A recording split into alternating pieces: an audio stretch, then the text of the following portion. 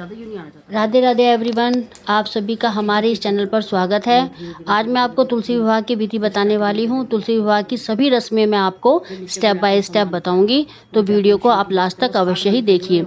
जिस दिन कार्तिक मास की देवउठनी एकादशी आती है, इस दिन श्री हरि 4 मास की योग निद्रा से जागते हैं। उस दिन से लेकर कार्तिक मास की पूर्णिमा तक तुलसी विवाह किया जाता है। इन 5 दिनों में आप किसी भी दिन ये विवाह करवा सकते हैं।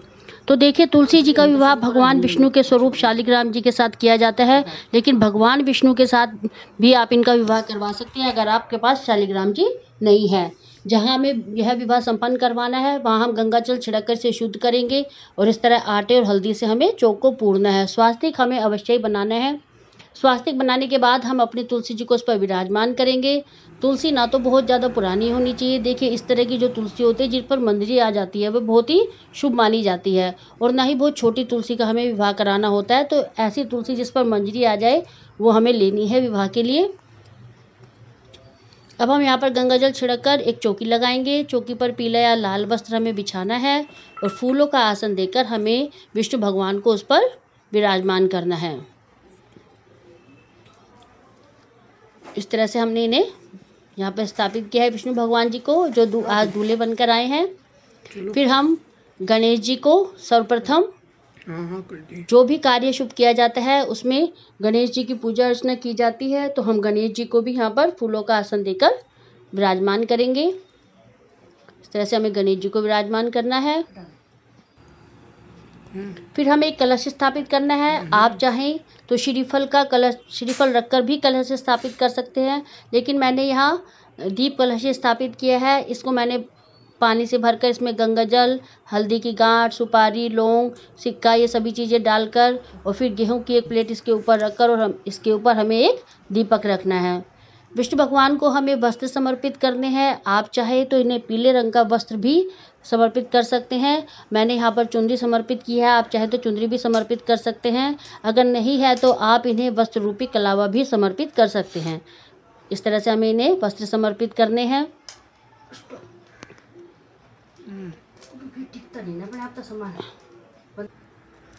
फिर तुलसी जी को जब विवाह होता है, हमारे यहाँ कन्या को सबसे पहले हरे रंग की चूड़ी पहनाई जाती है। तो तुलसी जी को मैं सबसे पहले हरे रंग की चूड़ी पहनाऊंगी। इनकी शाखाओं में जहाँ पर भी आपको लगे कि चूड़ी पहनाई जा सकती है, आपको इस तरह से इन्हें 2-2 चूड़ी पहनानी है। तुलसी जी को 2-2 हरे रंग की चूड़ी, आप चाहे तो लाल रंग की चूड़ी भी इन्हें पहना सकते हैं। चूड़ी पहनाने के बाद हमें इन्हें श्रृंगार का सामान समर्पित करना है। तुलसी जी को छुआकर वो श्रृंगार का सामान हमें वहीं रख देना है और एक मैं बिंदी शगुन के लिए लगाऊंगी तुलसी जी पर। इनकी शाखाओं में, पत्तियों में, जैसे भी आप चाहें बिंदी लगा सकते हैं। सर्वप्रथम हमें गणेश जी को वस्त्र रूपी कलावा समर्पित करना है। आप चाहें तो इन्हें जनेऊ भी समर्पित कर सकते हैं। हल्दी लगाकर पीले रंग का जनेऊ इन्हें समर्पित किया जाता है। अब जो हमारी हल्दी की रस्म शुरू होगी, उसमें सबसे पहले हमें हल्दी गणेश जी को ही लगानी है और फिर कलश पर लगानी है, जहाँ सभी देवी देवता हमारे जो हैं वो विराजमान हैं। हल्दी हमें कच्चे दूध से और गंगा जल से घोलनी है। आप चाहें तो गंगा जल में हल्दी घोलकर भी लगा सकते हैं।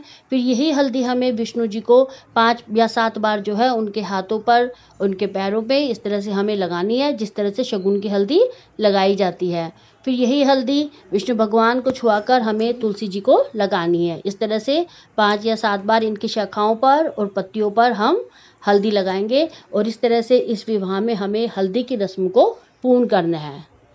मैंने लगा दी है इनकी पत्तियों पर, शाखाओं पर हल्दी।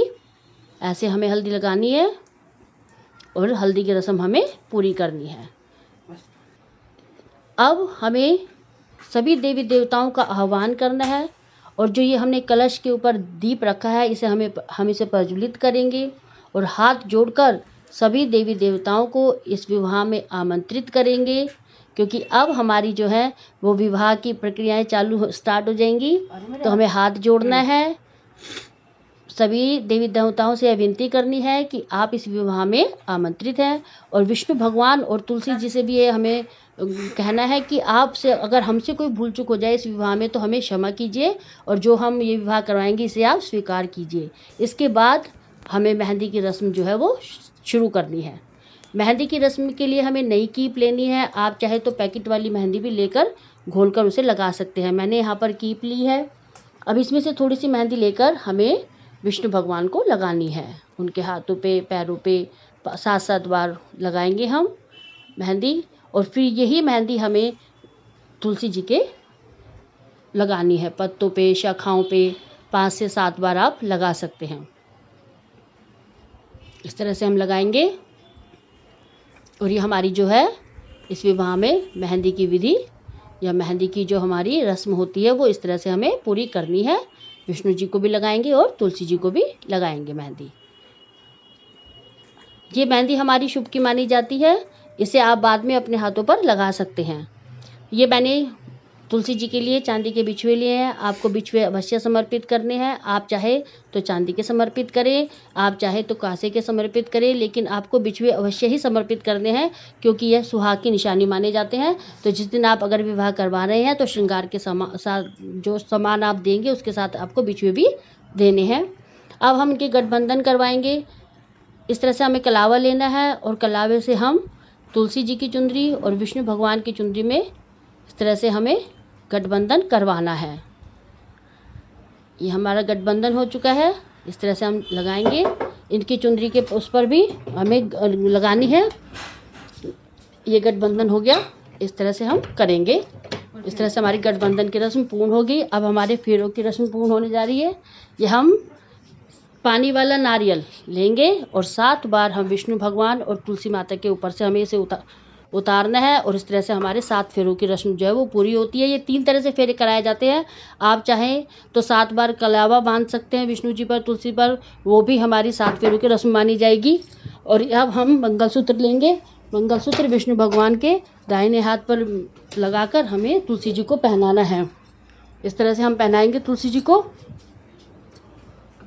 ये हम उसके बाद ये विवाह पूर्ण हुआ। अब हमें तुलसी जी को मिठाई, ऋतुफल, ये सब कुछ जो है हमें भोग लगाना है। सभी देवी देवताओं को भोग लगाना है।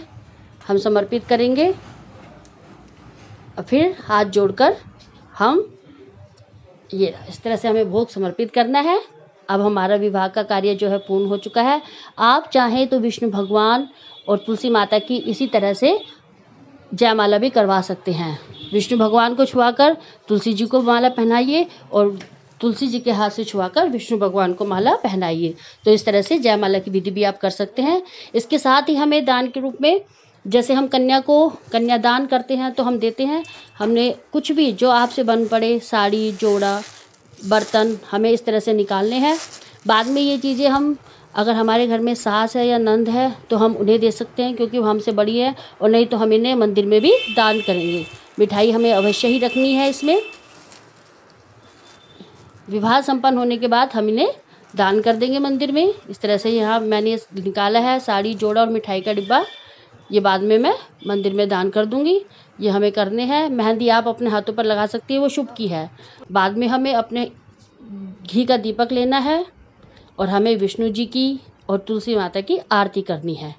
इस तरह से आरती करने के बाद हमें सभी देवी देवताओं की आरती करनी है, गणेश जी की आरती करनी है, और अपने हाथों में पुष्प लेकर सभी से अपनी भूल चूक, गलती के लिए, अगर इस विवाह में किसी भी तरह की भूल चूक या गलती हो गई हो तो उसके लिए हमें क्षमा मांगनी है। और हमें कहना है कि जो भी भूल चूक या गलती हुई है उसे हमें क्षमा करें, और जो विवाह हमने करवाया है उसे आप स्वीकार